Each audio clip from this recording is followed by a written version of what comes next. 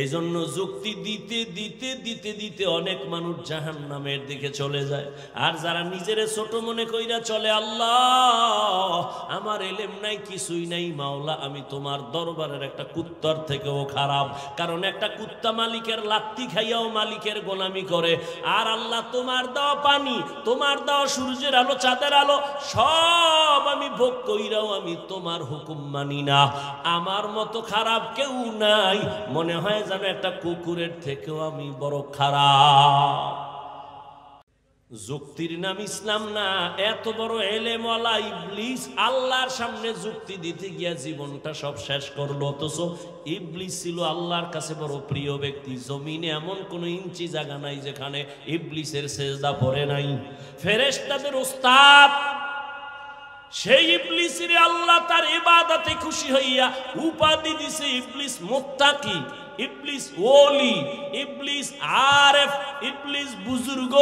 কিন্তু আল্লাহর সামনে এলেমের হেডম দেখাইতে গিয়া এক যুক্তিতে ইবলিস জীবনের তরে ধ্বংস হয়ে গেল। এই জন্য যুক্তি দিতে দিতে দিতে দিতে অনেক মানুষ জাহান্নামের দিকে চলে যায়।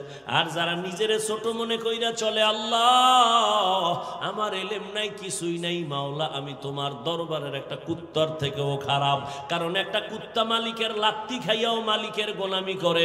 আর আল্লাহ তোমার দেওয়া পানি, তোমার দেওয়া সূর্যের আলো, চাঁদের আলো সব আমি ভোগ কইরাও আমি তোমার হুকুম মানি না। আমার মতো খারাপ কেউ নাই, মনে হয় যেন একটা কুকুরের থেকেও আমি বড় খারাপ। ও পর্দার আড়ালের আম্মা জানেরা, এতক্ষণ আমি আপনাদের সন্তানদেরকে যে কথাগুলো বুঝাইলাম, এগুলো বাস্তবায়নের জন্য আপনার দোয়া, আপনার অবদান ছাড়া হবে না। কারণ এই জমিনে আপনারা হলেন গাছ, আর আপনাদের ফসল হলো সন্তান। ভালো ফল হলে তো ভালো গাছ দরকার। আম্মা জান, আপনার আদর্শের কারণেই তো সন্তান আদর্শবান হবে। গাছ ভালো হলেই তো ফল ভালো হবে। এই জমিনের মধ্যে সময় দিলে একটা কিস্সা শোনাবো, শুনবেন? ভালো করে শুনো যুবক, হেদায়েতের মালিক আমার আল্লাহ। এক ছোট ভাই বিয়া কইরা বড় ভাই বিয়া করে নাই। ঘটনাটা অনেক জায়গায় বলি, আজও আমি 5 মিনিটে বলার চেষ্টা করি। ছোট ভাই বিয়া করলো, সন্তান হলো, বড় ভাই করে না। একদিন কয়, ভাইয়া তুমি বিয়া করো না কেন? কয় মাইয়া ভাই না। ফেদা সিং মাইয়ার অভাব। কলেজের গোড়ায় দাঁড়াইলে শত শত মেয়ে ডানা কাটা ভরি, কেন তুমি মেয়ে পাও না? কয় না, জাতের মেয়ে পাই না। ছোট ভাই ভাবলো মনে হয় যেন একটা সুন্দরী রূপসী একটা সম্ভ্রান্ত পরিবারের মেয়ে চাই। খুঁজা খুঁজা বাইর করছে, কইরা কয়, ভাইয়া ভালো পরিবারের একটা মেয়ে পাইছি। কি? কয় কলেজে পড়ে, ভালো একটা মেয়ে পাইছি, ইংলিশ মিডিয়ামে পড়ে, বাবা অনেক টাকাওয়ালা। বড় ভাইকে আমি এই মাইয়া চাই না। তো কি চাও এটা কম? এবার ভাই ডাক দিয়া কয়, ও ছোট ভাই শুনো, আমি একটা জীবনে মেয়ে চাই, আমার জীবন সঙ্গিনী হবে যে আমার হাত ধইরা আমাকে জান্নাতে নিয়ে যাবে। কোথায় নিবে? কি যুবক, বিয়া করছো? কোরআন শপথ করছো না? কয় হুজুর আমার সাথে তো শপথ করছে মাইয়া, জীবনে আর না। আমি বললাম ওই মাইয়ার সিরিয়াল কত জানোনি? কয় না। আমি কই তোর সিরিয়াল যত, মাইয়ার সিরিয়ালও তত। তোর সিরিয়াল কত? কয় 3। 2 মাইয়ার পরে এই মাইয়া। আমি বললাম আল্লাহর কোরআন সাক্ষী, তোর মাইয়ার সিরিয়ালও 3। 2 বলার ইজ্জত নষ্ট কইরা তোরে ধরছে, তোরে ইজ্জত হারায়া রাস্তার ফকির বানাবে। কোরআনের আয়াত, আল খবিসাতু লিল খবিসিনা, খবিসের সাথে খবিস। ও যুবক, জীবনে লেখাপড়া করে ডাক্তার হইও দোয়া করে যায় আমার দোয়া কবুল হবে না হবে না হবে না, তবে এই মাঠে বহু আল্লাহর বান্দা আছে যাদের দোয়া কবুল হবে বলে অন্তর সাক্ষী দেয়। দোয়া করি সবাই আমিন বলিও। আল্লাহ যুবক বাবারে স্কুলে পড়ো, ডাক্তার হও আলহামদুলিল্লাহ, ইঞ্জিনিয়ার হও আলহামদুলিল্লাহ, প্রফেসর হও আলহামদুলিল্লাহ, তবে আমার ছোট্ট একটা দাবি, বেয়াদব হইও না। তোমার ব্যবহারে যেন কোনোদিন মা বাবা কষ্ট না পায়, তোমার আচরণে কোনোদিন শিক্ষক যেন কষ্ট না পায়, তোমার আচরণে কোনোদিন উলামায়ে কেরাম যেন কষ্ট না পায়। বলবা কেন? জীবনে সফলতার চেয়ারে বসার জন্য দোয়া লাগবে তিনটা। মা বাবার দোয়া লাগবে, শিক্ষকের দোয়া লাগবে, উলামায়ে কেরাম মুরব্বিদের দোয়া লাগবে। এরে আমি হাফিজুর রহমানের আমার আব্বা আম্মা কলিজা বইরা দোয়া দিয়া চেয়ারে বসাইছেন, কিন্তু বয়ান করা আমার আব্বা শিখান নাই, আম্মা শিখান নাই। আমার উস্তাদ শিক্ষকেরা হাতে ধরে ধরে ধরে ধরে আমাকে বয়ান শিখাইছেন।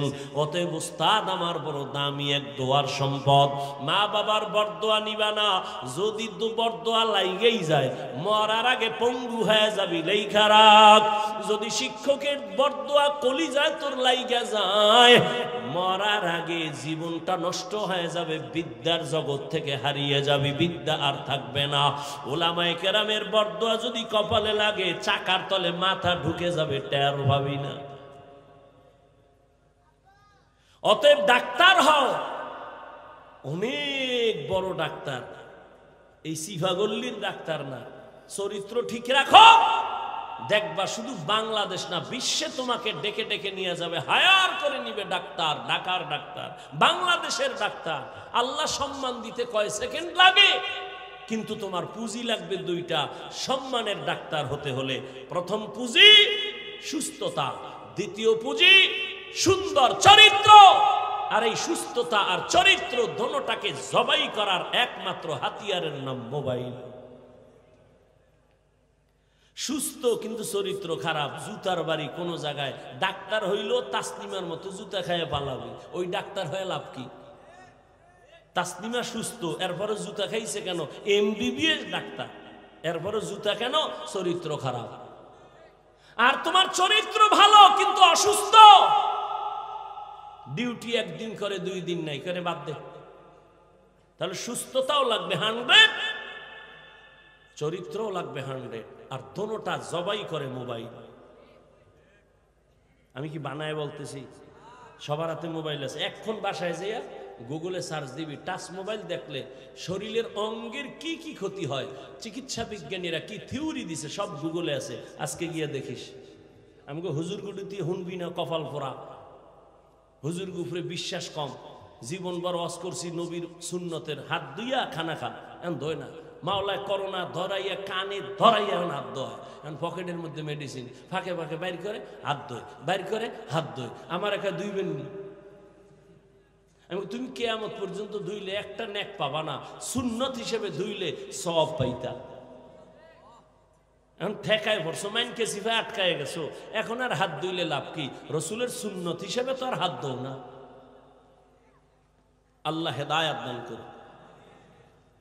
বাবা এই জন্য বলছি ডাক্তার হও, ইঞ্জিনিয়ার হও, প্রফেসর হও, বেয়াদব হও না। সুন্দর চরিত্র আর সুস্থতার জন্য নিজেও চেষ্টা করো, আর সফলতার জন্য 3 জায়গার দোয়া, মা বাবার, শিক্ষকের, উলামায়ে কেরাম মুরব্বিদের। এছাড়া কোনো বাহাদুরি চলবে না, দুনিয়া চলবেই না।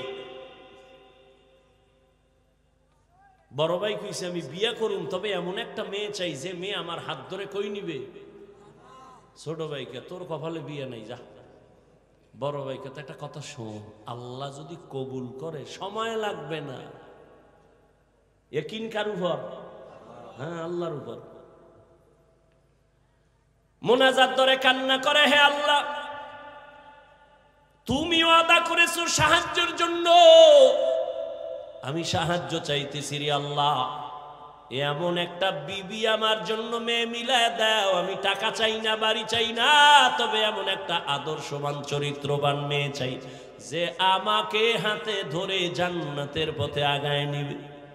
দোয়া চলতেছে, খবর পাইছে পাশের এলাকায় একজন বুজুর্গ আল্লাহওয়ালা আসছে মসজিদে, মানুষ দোয়ার জন্য যায়, ও গেছে ফজরের নামাজ গিয়ে আদায় করেছে।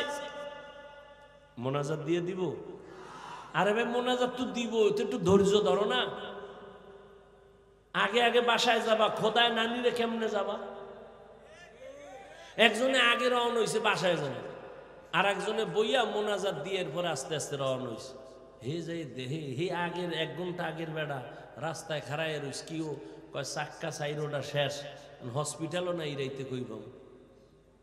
এনে 1.5 ঘন্টা বইয়া শেষ পর্যন্ত হাঁটতে হাঁটতে হাঁটতে হাঁটতে বাসায় গেছে ফজরের সময়।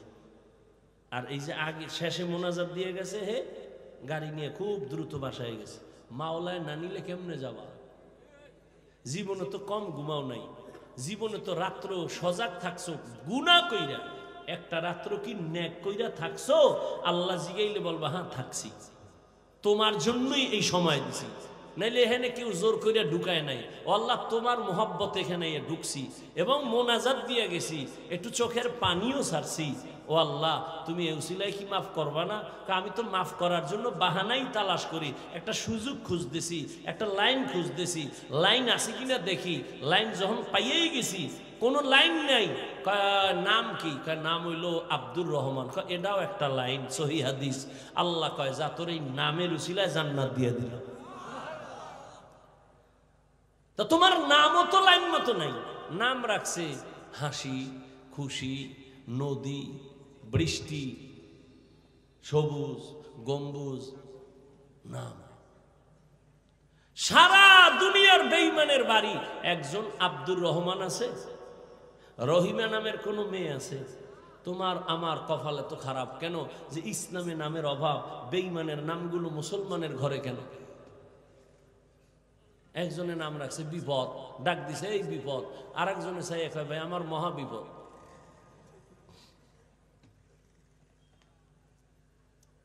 আগে সন্তান হইলে দৌড়ে যেত বড় হুজুরের দ্বারে, হুজুর একটু খেজুর মুখে নিয়ে দেন আর একটা নাম রাইখে দেন, সুন্দর একটা নাম। এখন লাগে না, ওই যে গজব মোবাইল খুঁজছে, খুঁজে টুজে পাইছে একটা নাম, দুনিয়ার আকাম সাকামের নাম এটা একটা দিয়ে দিছে। আর নাম যখন রাখছে এটার একটা নামের অ্যাকশন একটা আছে। নাম আবু বকর, খুব নরম, নাম ওমর, খুব গরম। নামের একটা বরকত আছে।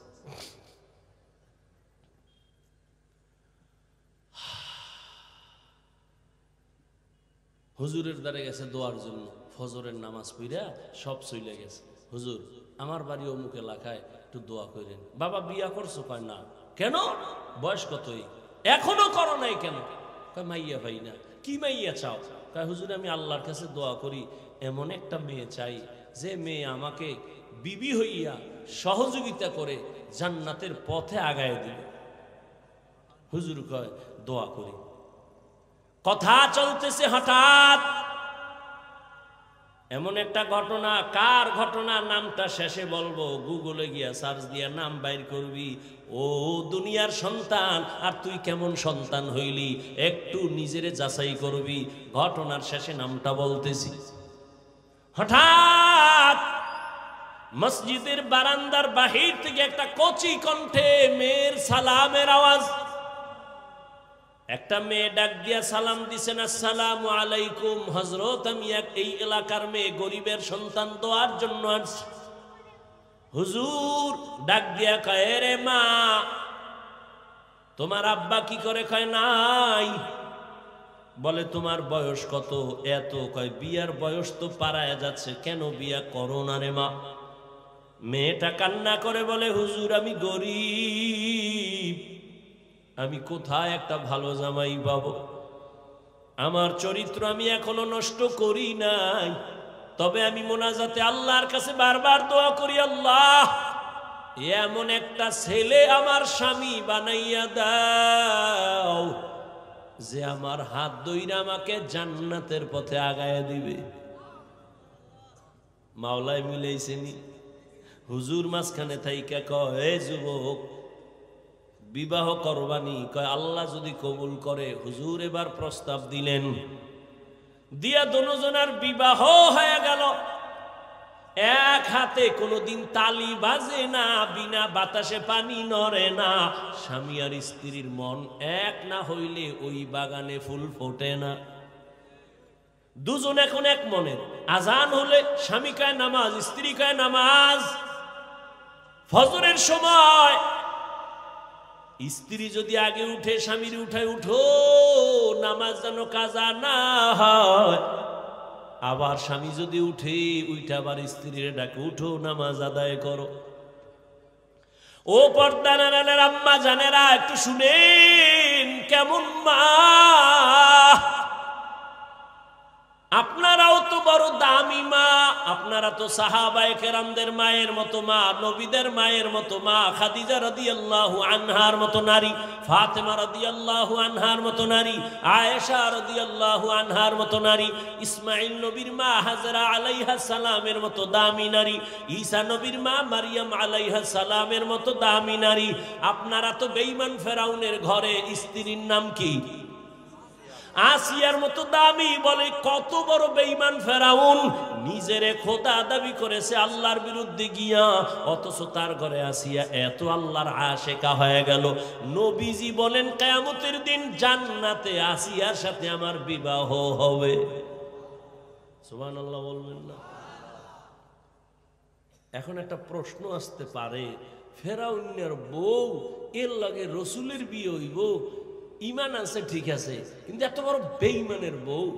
না, বিয়ে হইছে ঠিক ফেরাউনের, কিন্তু এক সেকেন্ডের জন্য আসিয়ার সাথে ফেরাউনের এক সেকেন্ডের জন্য এক বিছানায় শরীরের সাথে টাচ হয় নাই। কেন? আল্লাহ রাব্বুল আলামিন আসিয়ার ঈমানের বরকতে ওই ফেরাউনকে যৌবন থেকে চিরদিনের জন্য একেবারে মুক্ত করে দিছে। ওর জীবনে এক সেকেন্ডের জন্য যৌবন ছিল না ফেরাউনের, একটা সন্তানও নাই, আসিয়ার শরীরে টাচ জীবনে করে নাই। নবী বলেন আসিয়ার সাথে আমার জান্নাতে বিবাহ হবে। এরে আম্মা জান, আপনার স্বামী তো ফেরাউনের মতো খারাপ না। আম্মা, আপনি কি পারতেন না 5 ওয়াক্ত নামাজ পড়ে স্বামীর জন্য কলিজা দিয়া দোয়া করতেন? আল্লাহ, একটা স্বামী আমার দিন নাই রাত নাই বাইরে ঘুরে আর কষ্ট করে, নিজের জন্য কোনো স্বামী কষ্ট করে না। সন্তানের মুখে হাসি ফুটাবার জন্য গাধার মতো কষ্ট করে, স্ত্রীর মুখে হাসি ফুটাবার জন্য পুরুষ কষ্ট করে। ও আল্লাহ, আমার স্বামীর কামাইতে বরকত দাও, আমার স্বামীরে হেফাজত করো। আর ঘরে আসলে বুঝাইতেন স্বামী নামাজ পড়ো, হালাল ভাবে চলিও। মা বাবার মায়া ত্যাগ কইরা আসছি তোমার ঘরে, না খাইয়া থাকলেও আসি, খাইয়া থাকলেও আসি, তবে আমার জীবনের দাবি অবৈধ টাকা ঘরে আনবা না। হারাম টাকা খাইয়া নিজেদের রক্ত, সন্তানের রক্ত কখনো নাপাক করব না। আম্মাজান যদি স্বামীরে বুঝাইতেন, কোন স্বামী হারাম টাকা ঘরে নিত না। সন্তানের যদি বুঝাইতেন, বাবা আমি তোর মা, কোন দিন মরে যাব জানি না, তবে তোর কাছে আমার জীবনের দাবি কোনদিন মিথ্যা কথা বলবি না, কারো সাথে বেয়াদবি করবি না। সন্তান আস্তে আস্তে আপনার কথায় আদৌ বলা হয়ে যাইত। ডাক্তার হলেও সন্তান দোয়া করত কোরআন বলিয়া, ইঞ্জিনিয়ার হলেও দোয়া করত। এরে আম্মা জান, আপনার মতো কত মা এখনো খুঁজলে পাওয়া যাবে এলাকায়, নামাজ পড়ে, পর্দা করে, স্বামীর মাল হেফাজত করে, সন্তানগুলো আদর্শওয়ালা বানানোর চেষ্টা করে। আম্মা জান, আপনি কেন পারবেন না? ও বোনেরা, আপনার মতো কত বোন স্কুল কলেজে পড়ে, নামাজ পড়ে, পর্দা করে, মোবাইলে চরিত্র নষ্ট করে না, বিক্রি করে না। ও বোনেরা, আপনারা কেন পারবেন না? ও বৃদ্ধ বাবাজি, আপনার মতো কত বুড়ারা মসজিদে গিয়া নামাজ পড়ে, আপনি কেন পারবেন না? ওই স্বামী আর স্ত্রী দুইজনে এক মনের হইয়া মুনাজাত করে, দোয়া করে, আল্লাহ দোয়া কইরা পাইছি দুইজনে স্বামী আর স্ত্রী। আর একটা দোয়া জীবনে আছে, দোনোজনে কান্দে আর আল্লাহর কাছে দোয়া করে, ও দয়ার মালিক, একটা নেককার সন্তান আমাদের দান করো, যেই সন্তানের দ্বারা আমগো ইজ্জত বাড়বে, সমাজের আলো ছড়ায় যাবে। ওই সন্তান দিয়া লাভ কি? যে মা বাবার ইজ্জত নষ্ট হবে। আল্লাহ এত দোয়া কবুল করলেন, এই দোয়াটা কবুল করবেন না, এটা হতে পারে না। দোয়া কবুল হয়ে গেছে, নেককার একটা ছেলে আল্লাহ দান করছেন। ছেলেটারে দুনিয়াতে আসা মাত্র নবীর তরিকায় ডান কানে আজানের আওয়াজ, বাম কানে ইকামতের আওয়াজ। ছেলেটারে আদর্শ দিয়া বড় বানাইলেন। অল্প বয়সে যৌবন যখন চলে আসলো, এই যুবক তো সেই যুবক, গোটা দুনিয়াটাকে আগুন লাগায় দিল। ইহুদি বেঈমানেরা ওর নাম শুনতেছে কেমন যেন আতঙ্ক, মাথাটা গরম হয়ে যায়। বাইতুল মুকাদ্দাস মুসলমানের প্রথম কিবলার ওখানে ইহুদির একটা ধমক দিয়া সব সরায় বাইতুল মুকাদ্দাস হাতে নিল। মালয়েশিয়া, রাশিয়া সব বেঈমান, সিরিয়ার বেঈমানের মোকাবেলায় মোটামুটি দুনিয়াটা বিজয়ের ডঙ্কা বাজায় দিল। ইতিহাস যারা জানো, এই লোকটার নাম জানে না এমন কোনো হিন্দু নাই, বৌদ্ধ নাই, মুসলমান নাই। সারা দুনিয়ার ইতিহাসবিদরা এই যুবকের নামটা জানে, যেই যুবক দুই মা বাবার দোয়ায় হয়েছে। এমন মা দোয়া করছে স্বামী চাই জান্নাতে নিবে, এমন বাবা দোয়া করছে বউ চাই জান্নাতে নিবে। এই দুইজনের দোয়ায় সন্তান আসছে এক জগৎ বিখ্যাত অগ্নি শর্মা, এমন এক আল্লাহর মোহাব্বতের বান্দা, যার হস্তক্ষেপে ইসলামের পতাকা উড্ডীন বেঈমান নিপাত হয়ে গেছে, পরাজয় বরণ করেছে। ওই যুবকের নাম সেই সালাহউদ্দিন আইয়ুবী রাহমাতুল্লাহ আলাইহি। সুলতান সালাহউদ্দিন আইয়ুবীর ইতিহাস পর গুগলে লেখা আছে, সব ডিটেলস দেওয়া আছে। কে সে সুলতান সালাহউদ্দিন আইয়ুবী? সকল রাষ্ট্রনায়করা সালাহউদ্দিন আইয়ুবীর নাম না নিলে ওদের ইতিহাস কমপ্লিট হয় না। সুলতান সালাহউদ্দিন আইয়ুবী গোটা ইতিহাসের পৃষ্ঠায় স্বর্ণ অক্ষরে তিনি এখনো অমর। এই জন্য আগেও বলছি, ও যুবক, ডাক্তার যদি হও বেয়াদব হইও না তো তাসলিমার মতো জুতা খায়া পালাবা। এখনো সময় আছে, পেছনের গুনার থেকে তওবা করে নাও। তোমার গুনার খবর মা বাবা কেউ জানে না, আল্লাহ জানেন। ওই আল্লাহর মোহাব্বত নিয়ে মনে মনে গোপনে গোপনে একটু আল্লাহকে বলো, হে আল্লাহ, মনে হয় জানো এই ময়দানে আমার মতো গুনাহগার কেউ নাই। গুনার কারণে আমার হাত না পাক, চোখ না পাক, জিহ্বা না পাক, গুনাহ করতে করতে জীবনটা শেষ। কত নামাজ ছাড়লাম, কত দাড়ি কাটলাম, বেপরদায় চললাম। ও আল্লাহ, আমার মতো কত যুবক আবার জেনারেল লাইনে থাকে, চাকরি করে, ব্যবসা করে, নামাজ পড়ে, আমি কেন পারবো না? ও আল্লাহ, মনে চাইছে কত গুনাহ করছি শখ লাগাইয়া, আর গুনার কাছেও যাব না। দুনিয়াতে চিরদিন থাকবো না মুসলমান হিসাবে, দুনিয়া থেকে তো চলেই যেতে হবে, আল্লাহর আদালতে দাঁড়াতে হবে। গুনাহগার হইয়া দাঁড়াবো না। আজকে থেকে তওবা করলাম, নামাজ ছাড়ছি আর ছাড়বো না, বেপরদায় চলছি আর চলবো না, দাড়ি কাটছি আর কাটবো না। তবে সবার কপালটা খুলবে না। বয়ানের শুরুতেই কিন্তু বলেছিলাম আবু জাহালের কথার, ওমরের কথা। জানি না কার কপাল কোন দিকে যাবে। অনেকে বয়ান শুই না বাইরে গিয়ে আবু জাহালের মেজাজ নিয়ে চলবে আর বিরোধিতা করে, আরো গুনার পাল্লা ভারী করবে। আর একদল ওমরের মেজাজওয়ালা চোখের পানি ছেড়ে গুনার কথা স্মরণ করে তওবা করবে, ফজরে মসজিদে চলে যাবে। ও আল্লাহ, জানি না এই ময়দানে কারা তওবার নিয়ত করেছে। তবে আবদার, ও যুবক বাবারা, যেখানেই থাকো আল্লাহর মোহাব্বত নিয়ে চলো, মা বাবার দোয়া নিয়ে চলো, আল্লাহর কাছে তওবার নিয়ত বলো, হে মালিক, আর মা বাবারে কষ্ট দিব না। উলামায়ে কেরামের দোয়া নিয়া, নবীর তরিকা মেনে, শিক্ষক মুরব্বীদের দোয়া নিয়ে চলবো। আল্লাহ, তুমি আমার তওবা কবুল করো। এরকম খাঁটি নিয়তে তওবা করার যাদের অন্তর তৈরি, মুনাফিকি নাই, যাদের নিয়তটা খাঁটি, শুধু তাদেরকে বলবো দুটো হাত আল্লাহকে দেখাইয়া দাও। আয় আল্লাহ, আমাদের তওবা কবুল করে নেন, আমাদের হাত কবুল করে নেন। তওবার উপরে মজবুত হইয়া চলার মতো তৌফিক দান করেন, আমিন। আলহামদুলিল্লাহি রাব্বিল আলামিন, ওয়াসসালাতু ওয়াসসালামু আলা সাইয়্যিদিল আম্বিয়া ওয়াল মুরসালিন।